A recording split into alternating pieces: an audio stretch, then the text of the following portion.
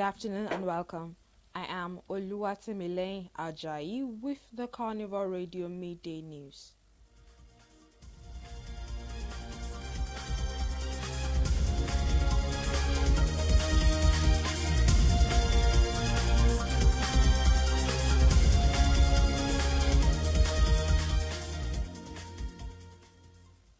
To begin the news, the police campaign against cultism and other vices, Pokakov, has issued a warning to the public about potential cult activity on June 15th, the annual celebration day of the Supreme Air Confraternity, SEC, also known as the National Association of Airlords. According to Pokakov, the group uses this day to recruit new members, hold elections, and carry out initiations and other criminal acts. There have also been reports of planned gatherings and potential violence. Parents have been advised to monitor their children's movement and ensure they are home early, while school administrators have been urged to increase security measures and maintain strict supervision. Hotel and club operators have also been warned not to allow their venues be used for cult activities, which often disguise themselves as parties. Pokakov has assured public that it will continue to sensitize the public on the dangers of cultism and work to bring it under control through collaborative efforts.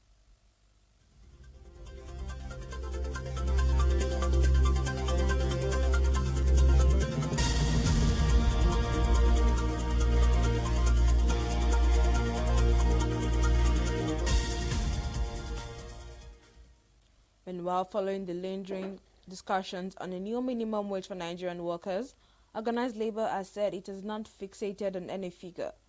The tripartite committee on minimum wage ended its deliberations last week, submitting two figures to President Bola Tinubu for consideration as the new minimum wage. While the government and the organized private sector are proposing 62,000 naira, organized labor is demanding 250,000 naira as the new minimum wage. While the government and the organized private sector are proposing 62,000 naira. However, the president of the Trade Union Congress, TUC Festus Osifo, who was a guest on a news show on Friday, said no figure is sacrosanct as there is always room for adjustment. President Tinubu is expected to send an executive bill to the National Assembly for legislative action. The TUC president said that they are not going to preempt the president, but they are making all efforts to justify why President Tinubu should tilt towards the figure presented by the Labour instead of the one by the organized private sector and the government.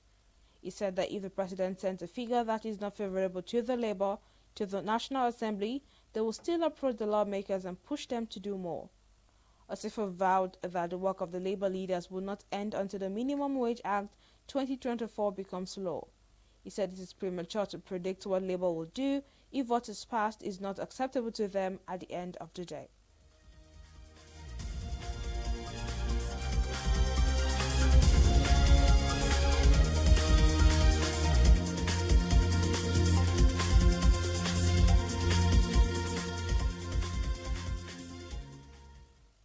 In another news, the Lagos State Traffic Management Authority LASMA has sanctioned 52 commercial vehicles for operating illegal garages and parking around Obalende and Iyano Oworonshoki areas of the state. This is contained in a statement signed by Mr. Taufik Adebayo, Director of Public Affairs and Enlightenment Department, LASMA, on Friday in Lagos. According to Adebayo, this is part of efforts to ensure smooth traffic flow across Lagos State. He said the 52 vehicle owners would be arraigned at the mobile court for traffic offences. Adebayo said the operation led by LASMA Director of Operations, Mr. Peter Gbegemede, was due to directives of the Special Advisor to the Governor on Transportation, Mr. Shola Giwa. Adebayo quoted Giwa as saying that the drivers of these commercial vehicles, including private car owners, had been repeatedly warned by the government before the enforcement operations commenced. He added that Giwa was concerned over the unsightly and disruptive activities of commercial bus operators, which caused significant traffic issues for innocent motorists.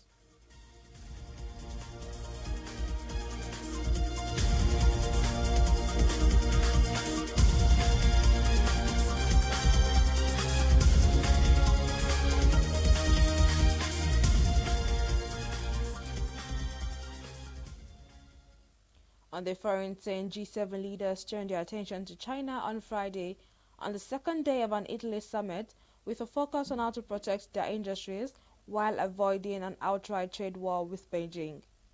Fair trade with the world's second largest economy, notably on green technology, will be discussed by US President Joe Biden and the leaders of Japan, France, Germany, Italy, Canada, and Britain in Puglia.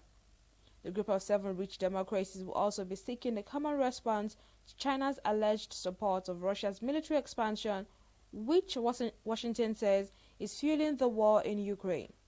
The meeting comes amid soaring trade relations between China and the West, exemplified by the European Union's announcement this week of plans to impose new tariffs on Chinese electric vehicles.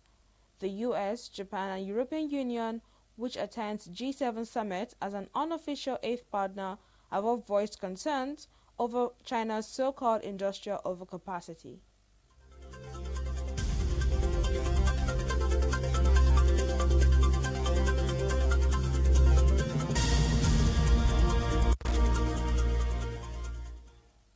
Now talking sport, La Liga club Getafe have announced the signing of Nigerian midfielder Uche Crisantos. It was reported that Crisantos joined Getafe from Spanish second-tier club AD Ceuta.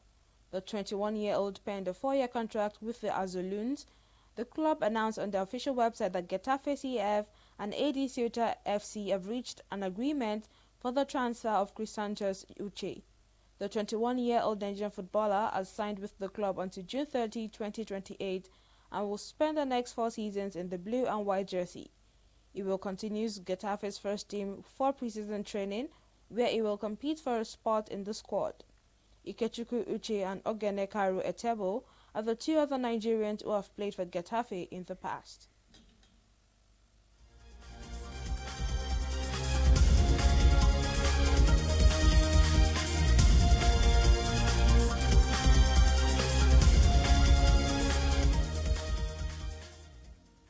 And this is where we'll bring the midday news to a close. Thank you very much for joining us. My name remains Oluwatimileyin Ajayi. You can download our Carnival Media app from the Google Play Store and the iOS App Store. You can also check out our website at carnivalmedia.ng. Good afternoon.